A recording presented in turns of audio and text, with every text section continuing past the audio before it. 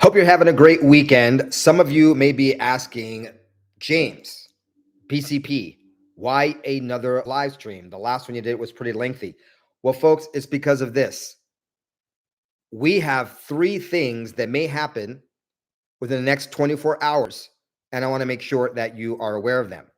We may see our military invading, being on another country's sovereign territory militarily. That could happen. It could happen right now, could happen tomorrow. Another thing we can possibly happen is an end to a war that has been prolonged and going on a long time, brokered by President Trump. We could see a finality here. And we could also possibly see the perp walk of one very, very prominent deep stater. All three of those things could happen possibly over the weekend or spilling into early Monday, but maybe it won't happen. But either way, you are going to be informed on what's exactly going on, because tomorrow I have a semi-annual church conference, and I'm going to be completely off the grid, off the radar. I'm not going to look at the news. I'm going to use it as a mental Sabbath.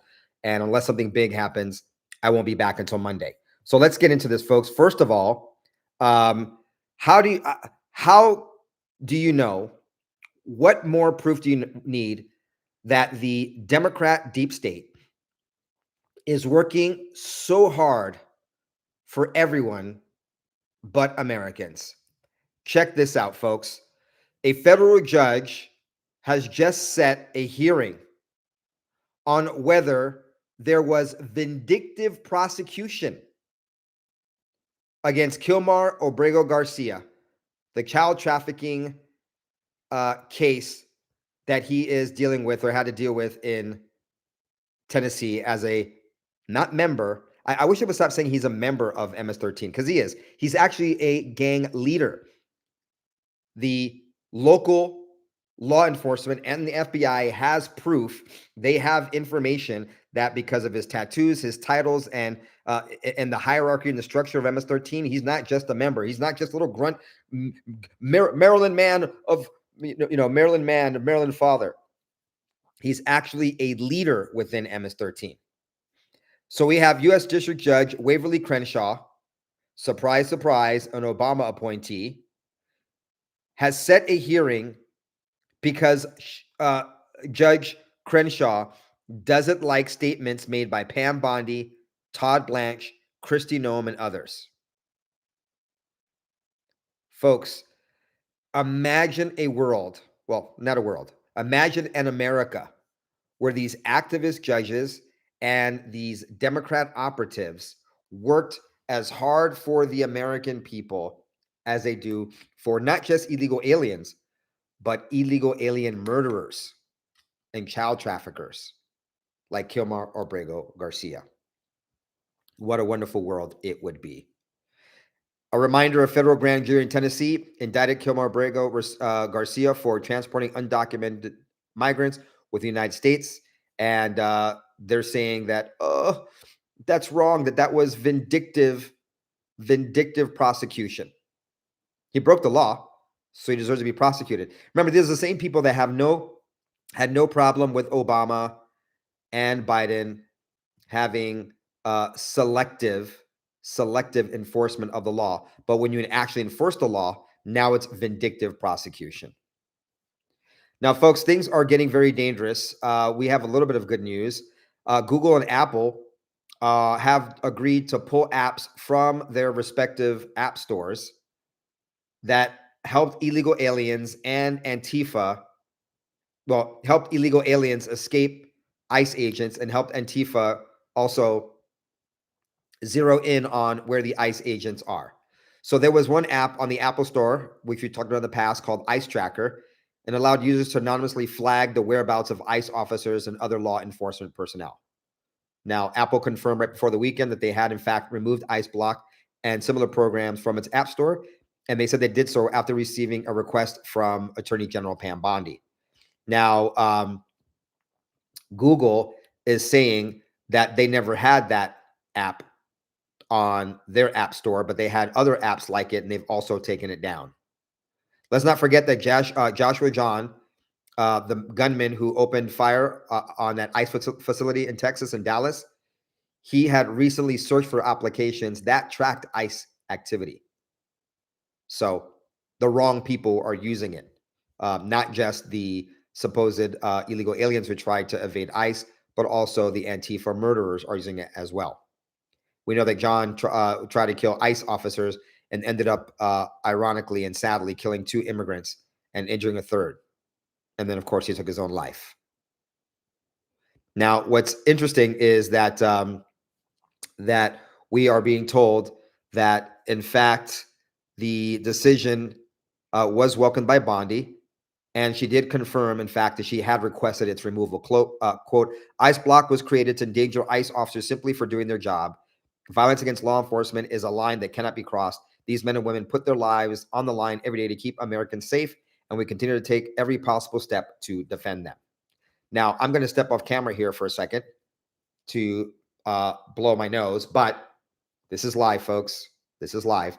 But I want you to put in the chat, or if you're playing along on the replay, I want you to put in the comment section below when someone is shooting at ICE, when these anarchists, when these Antifa types are putting in danger ICE agents, shooting at them, attacking them, what should be the response from ICE and federal law enforcement? Put it down below. Tell me what you think it should be. Now, I asked you to do that because it's a lead into our next story. And this is absolutely crazy, folks. This is happening here in America. This comes from Tricia McLaughlin. She is the Assistant Secretary for the Department of Homeland Security. She's the one who breaks a lot of these things. This is what happened this morning, Saturday, October 4th. This morning, and this is from Tricia McLaughlin coming from DHS. This morning, during a routine patrolling in Broadview in the same area of Chicago that law enforcement were assaulted yesterday, our brave law enforcement officers were rammed by vehicles and boxed in by 10 cars. Agents were unable to move their vehicles and exit the car. One of the drivers who rammed the law enforcement vehicle was armed with a semi-automatic weapon. Law enforcement was forced to deploy their weapons and fired defensive shots at an armed U.S. citizen who drove herself to the hospital to take care of wounds, to get care for wounds. Okay, let me stop there, folks. Let me stop there. Let me see what you guys put as your response. Full use of the law, full force. Let's see, full force, Texas Rose says. Full use of the law, Bernhardt Arnold says. The perps get exited, that is, Shadow Ops RC says. They need to be tried away from liberal judges. It's empowering these punks. Okay? Yeah. Full force. Full force. But as you can see, this person pulled out semi-automatic weapon, pulled out a firearm and shot at them, and they defended themselves, but she got away, was able to get away and to a hospital. Now, I am not, blessed are the peacemakers, for they shall be called the children of God. There was several talks today in my church conference about that subject. But let's talk about law enforcement here. Someone is armed and they're going after law enforcement. That person could be a danger, and that person should not have been allowed to escape to go to a hospital. That person was a violent armed threat and should have been dealt with and taken to the hospital or the morgue by law enforcement. Now, I don't know the details of it. This happened today. We'll probably have more information over the weekend, and I'll report on it in a subsequent follow-up reporting to this. But let's put this in perspective. Let's look at what actually happened here, folks. There were 10 vehicles involved in this box-in. Oh, I don't think that sounds like some kind of organic, just 10, her and 9 other cars having to do it. This was coordinated. This was a coordinated attack. Whether they use ICE track or some other intelligence to know where those vehicles were, this was coordinated. This was planned. This was attempted murder. How her ass was able to get to the hospital without being taken to the morgue or the hospital by federal agents themselves. Well, once again, we don't know what happened there, but it could be because those agents were boxed in, and it might have been dangerous for them to pursue her. This, folks, is absolute civil war on U.S. soil as I speak to you this evening. It's happening. And this is alarming. They shoot Charlie Kirk, whoever they is. They tried to kill President Trump last year, not once, but twice. The shooting in Dallas, Texas, that took out, as I just reminded you, they took out illegal immigrants, but the targets were the ICE agents. And now we have this. Let me continue. The armed woman was named in a CBP intelligence bulletin last week for doxing agents and posting online. And I'm not going to say the words. I will use filler words. But in her, the DHS through Tricia McLaughlin quoted the person exactly with these F-bomb words. Hey, to all my gang, let's F those mother effers up. Don't let them take anyone. That's an exact quote. Thankfully, no law enforcement officers were seriously injured in this attack. Pritzker's Chicago Police Department is leaving the shooting scene and refuses to assist us in securing the area. There is a growing crowd, and we are deploying special operations to control the scene. This is an evolving situation, and we will give more information as soon as it becomes available. That happened several hours ago, Saturday, October 4th. And, of course, the icing on the cake, or the color me not surprised, Pritzker's police department is playing on the side of Antifa, not securing the area, not controlling the crowd. Can you imagine what a sick-ass police officer you must be to not want to protect one of your own, a fellow law enforcement officer? Now, I'm not saying everyone on the Chicago Police Department is that way. I'm sure there are some. I don't know if it's many, but I'm sure there are plenty, I would imagine, that want to do this, but the higher ups, and they are in a hierarchical, there is a pecking order when it comes to law enforcement and the military. One of the reasons why I tried to join the military years ago, I don't know if I ever talked about that. I mean, years and years and years and years ago. Didn't happen, and probably I wouldn't have survived. I can't even hold a job, barely, because of my free-spiritedness. I don't know if how I would have done in the military. But there is a pecking order, and the pecking order, the higher ups, J.B. Pritzker and others, are telling them not to make it safe for federal law enforcement. Crazy. Okay, President Trump is moving toward peace. Hours after President Trump threatened Hamas, it offered a statement indicating that it supported most of Trump's 20-point peace plan. Now, it has left itself some wiggle room on certain provisions. So yesterday, President Trump wrote, an agreement must be reached with Hamas by Sunday evening at 6 p.m. Washington, D.C. time. Every country has signed on. If this last chance, all caps, agreement is not reached, all hell, like no one has ever seen before, will break out against Hamas. Okay? Almost immediately after, Hamas offered support for the concept of the plan, such as releasing the hostages taken on October 7th, both dead and alive, October 7th, 2023. And we're coming up in 2 to 3 days, depending on when you're watching this, on that anniversary. But they also said that the talks are needed to offer a full-throated acceptance. This is being reported by the Associated Press. Hamas said it was ready to free hostages according to the exchange formula contained in President Trump's formula, and as the field conditions for the exchange are met. Now, we don't know what the field conditions mean, but maybe it should be that Israel should chill in Gaza to allow this to happen.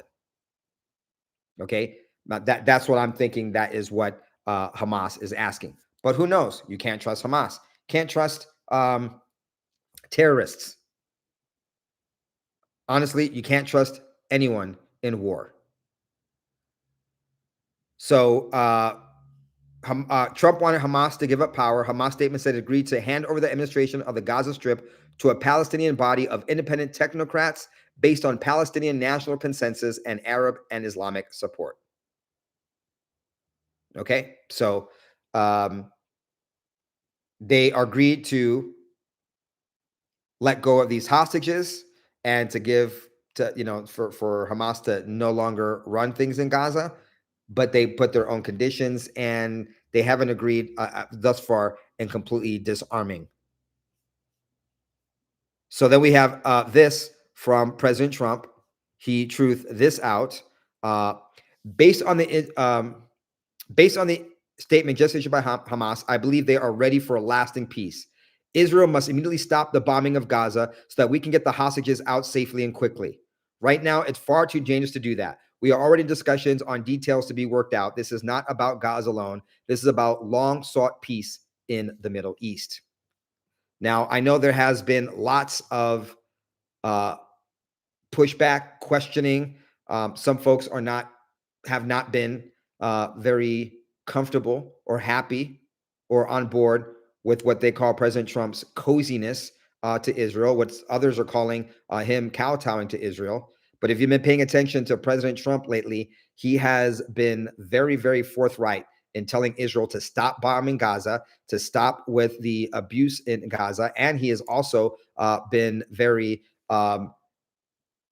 telling Netanyahu, that he's not happy with certain actions and things should change course. And folks, it should be that way. We shouldn't have any country telling us what to do, allies and enemies alike. President Trump is the most peace-loving and non-war-mongering president we have had in the modern era.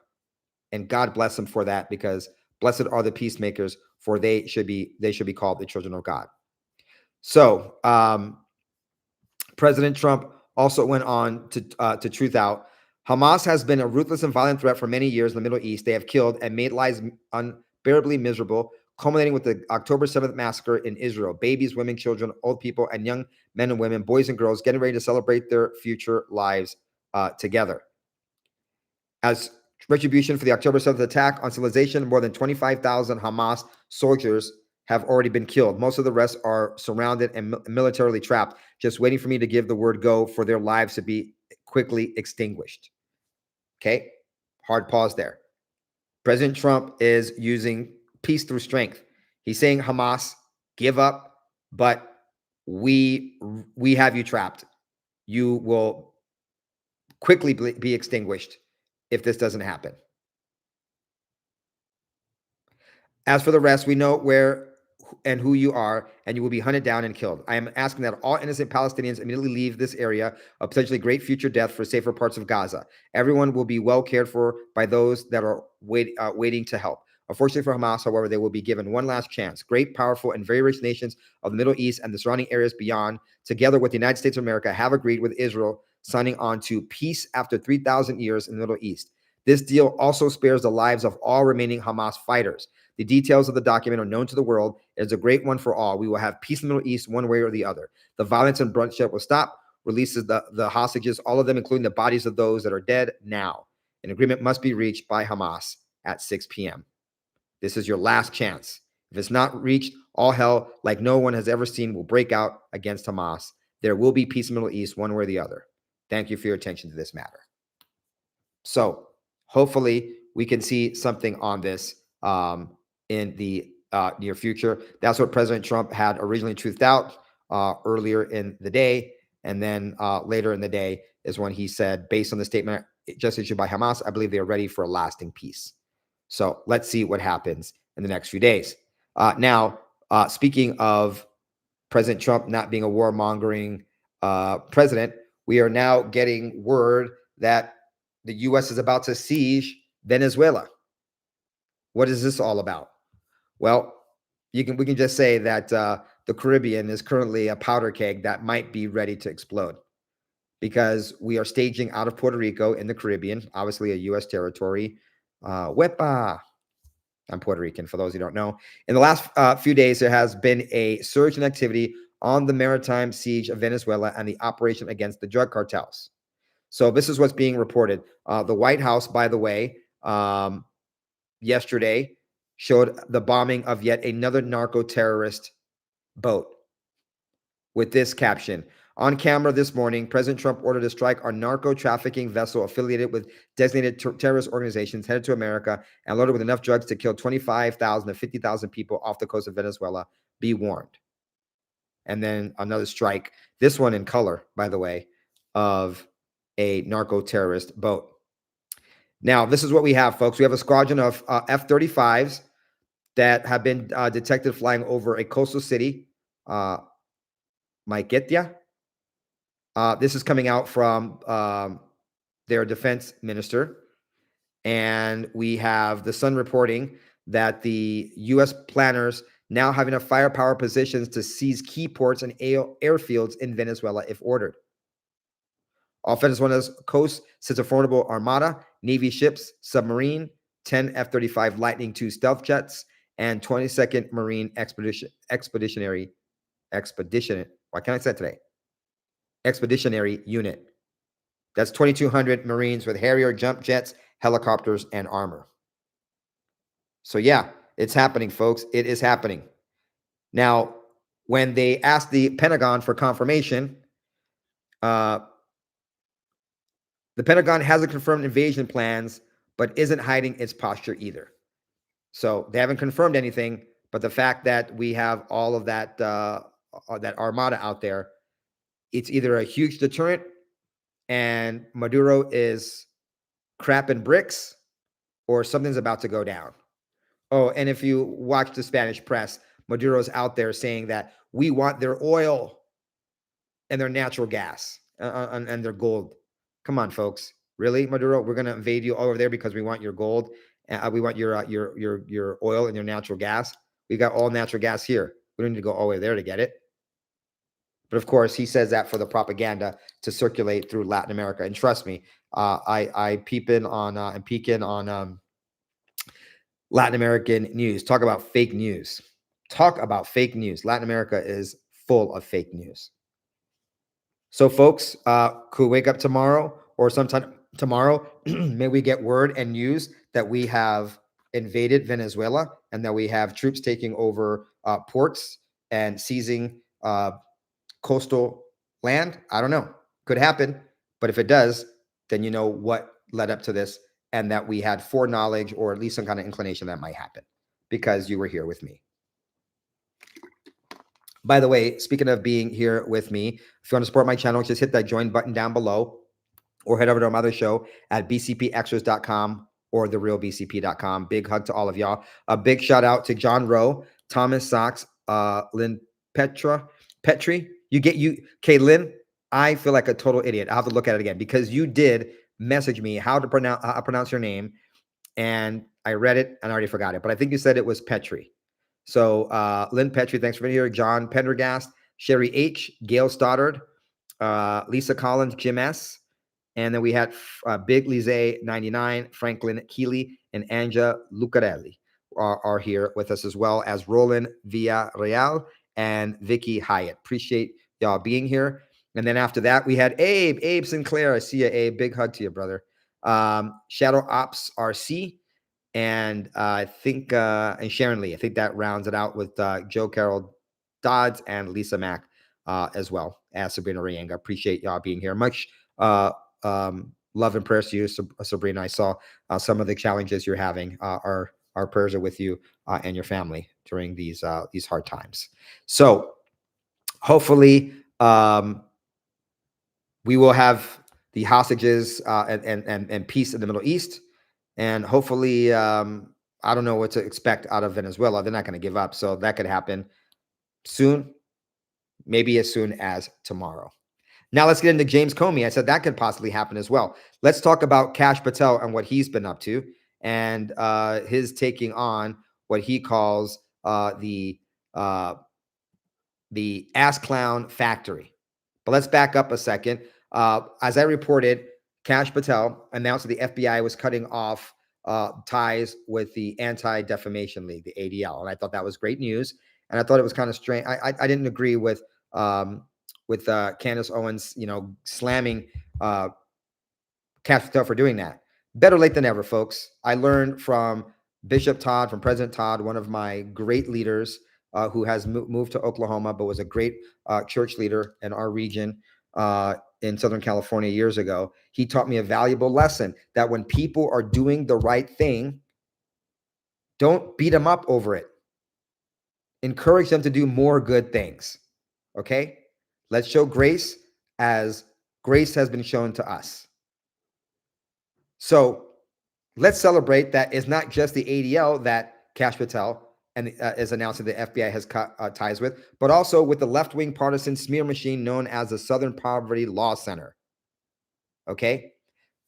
Breitbart reporting, Amy Furr today, 4th of October, the Federal Bureau of Investigation has cut ties with the left-wing Southern Poverty Law Center, the agency's director, Kash Patel, announced Friday. In the social media post, this is what Kash Patel said. The Southern Poverty Center long ago, let me expand this, give me a second here.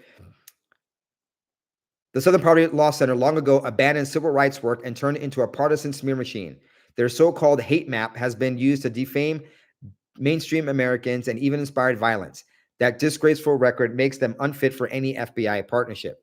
In April, during our anti-Christian bias panel, I made it clear that the FBI will never rely on politicized or agenda-driven intelligence from outside groups, and certainly not from the Southern Poverty Law Center. Under this FBI, all ties with the SPLC have officially been terminated.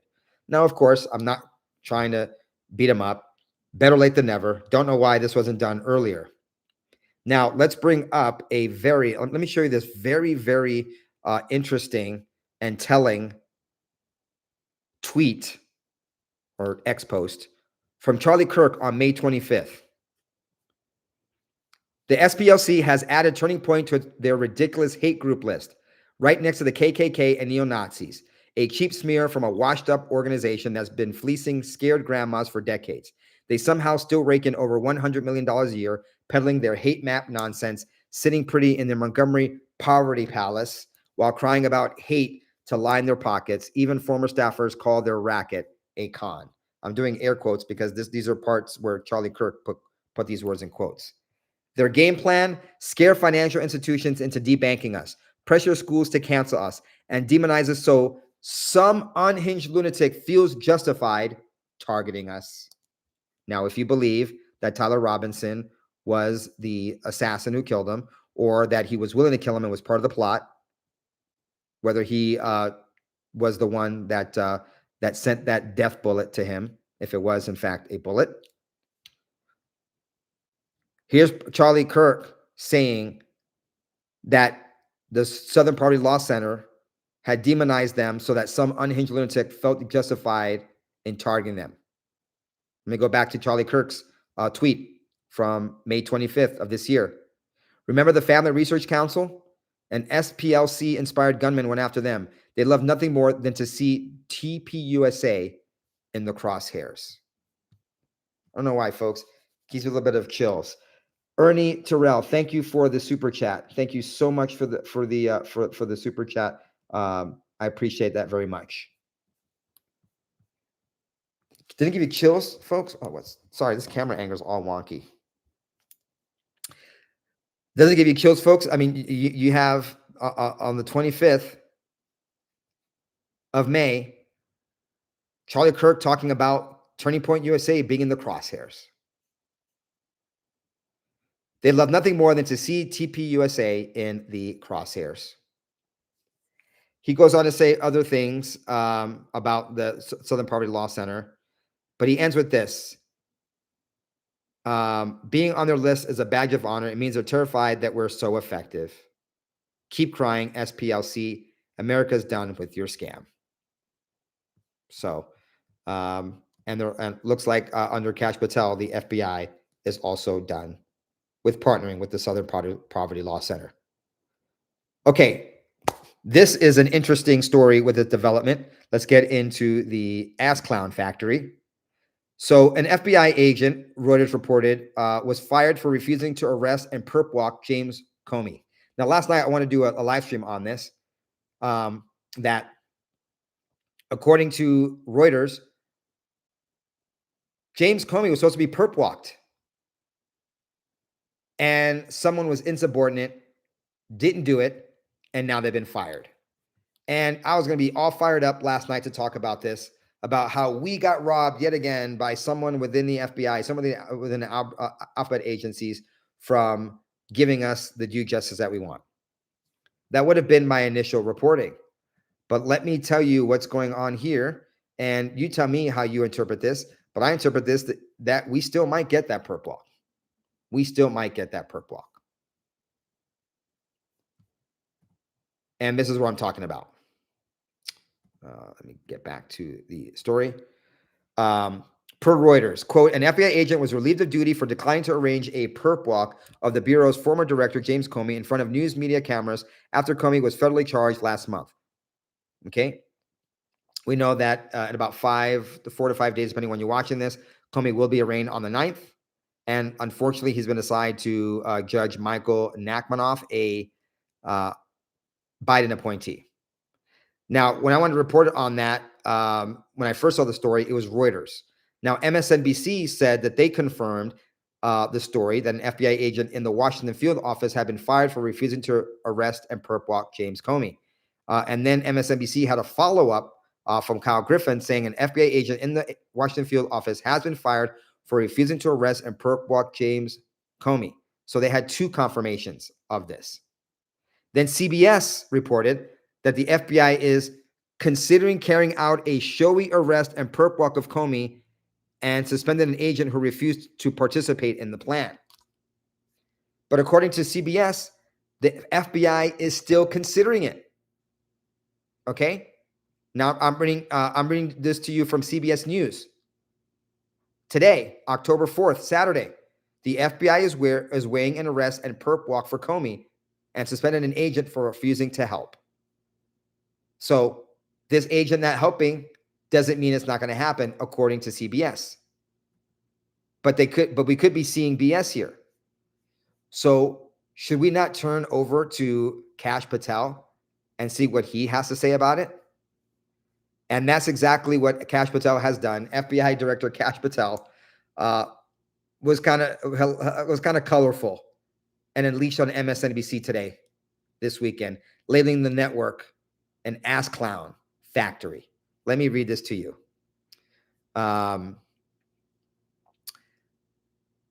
Breaking. This is today, October 4th, from FBI Director Kash Patel. Breaking. MSNBC, still an ass clown factory of disinformation. Same circus animals that slobbered all over perp walks of Stone, Navarro, Bannon. MSNBC has no facts and no audience. In this FBI, follow the chain of command or get relieved. Wow. That was kind of cryptic and kind of cool by Kash Patel. I don't know if I should start calling him, because you guys know that I love alliteration, especially triple alliteration. I don't know if we should start calling him Cryptic Kash. Cool Cryptic Kash. Of course, Kash with a K, meaning Kash Patel. Okay. Now, this is interesting. You have people on the left and leftist journalists saying, DOJ prohibits perp walks in which arrestees are paraded before the cameras. That's funny, because CNN was there when Roger Stone got perp walked. We got footage of Navarro. We got footage of Steve Bannon, and they weren't crying about that. But heaven forbid that James Comey be perp walked. Now, how are we to interpret this from Kash Patel? First of all, he says that that MSNBC is still an ass clown factory of disinformation. Same circus animals that slobbered all over perp walks of Stone, Navarro, Bannon. He's correct about that. But he goes, in this FBI, follow the chain of command or get relieved. Well, obviously this person was relieved because they didn't follow the chain of command. Does that mean, in fact, that the perp walks were ordered? He disobeyed, or, he was insubordinate, and therefore that's why he was canned? Is that confirmation? MSNBC would have you believe in their reporting that this was going to happen. And it sounds like, when I read it, that this agent stymied or frustrated or put a kibosh on that. But Kash Patel could be saying here, look, follow the chain of command or get relieved. He got relieved, and the next person who comes in is not going to disobey the chain of command. So we still might see that perp walk. If we do, I would imagine, is it going to be on the 9th? Would it be before the 9th? I don't know, but it's possible. It is possible. Remember when MSNBC said that Steve Bannon, Peter Navarro, and Roger Stone was justice being served?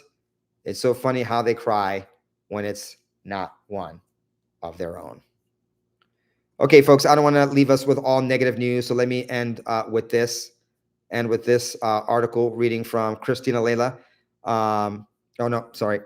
In the back from Pat McMurray over at the Gateway Pundit. Extraordinary act of faith. Mormon church member raises almost $300,000 for accused Grand Blanc shooter's family. Here's why. Okay, and he starts off by saying and reminding us that Charlie Kirk's widow, Erica, forgave the young man who allegedly shot or took a shot at Charlie Kirk. And then goes on to say, today we can report that God's grace is working again, this time in a way that most people would never expect. A member of the Church of Latter-day Saints, whose compassion for the family of the man who slaughtered fellow members of his faith, is providing yet another example of unconditional forgiveness and compassion. Okay, let me stop there. This is a pet peeve of mine, Patty McMurray, and in full disclosure, I mean no secret of this, I'm a member of the Church of Jesus Christ of Latter-day Saints. And unfortunately, some of my other Christian brothers and sisters, they just know us by the nickname Mormons and don't even know that the true full name of the church is not the Mormon Church or the Church of the Latter-day Saints, but the Church of Jesus Christ of Latter-day Saints. So not very thorough reporting for you there from you, Patty. I expect better from you. But this is what happened. David Butler, a member of the church, who had no affiliation with anyone in Grand Blanc or whatever, has set up this. And I got to give credit to this brother here, David Butler, who set this up. He didn't use GoFundMe, which has cut off people in the past for wrongthink. They're very anti-conservatives. I would never use them. He used Give, Send, Go. So bravo to David Butler. By the way, folks, if you ever do a fundraiser, please use Give, Send, Go. Don't use GoFundMe. Give, Send, Go is respects us conservatives. The reason why he did this was because the killer left behind children and a wife who have to deal with this. But one of his children has ongoing medical concerns, and he wanted to make sure that the one of Sanford's children especially got the ongoing medical care he needed. David Butler, a compassionate, forgiving member of the church, appears to have recognized the hardships Sanford's wife would face because of her late husband's choices, and he courageously stepped in to help her care for her young disabled son. The Give, Send, Go fundraising campaign for the family of the accused Mormon terrorist was created by church member David Butler, and it's called Help the Sanford Family. I clicked on it, and it has a goal of 500,000. He has 366,000, so over 300,000 from what was reported earlier, and he's getting close to it. Now, he does have an update. He does have an update, which I think is very important. He says he has been in conversations with Mrs. Sanford to how to responsibly transfer the money to ensure that it will provide for her son. So she wants this money is going to be released to the family once something is put in place to make sure that the money actually goes and is for the son and his medical care. In other words, it doesn't go to the family and it ends up going to legal fees or something for Mr. Sanford. So there you go, folks. Have a great weekend. I will be back on Monday. Ciao. Big hug. Much love to all of y'all. Appreciate you joining me this Saturday evening or Sunday morning, depending when you're watching this.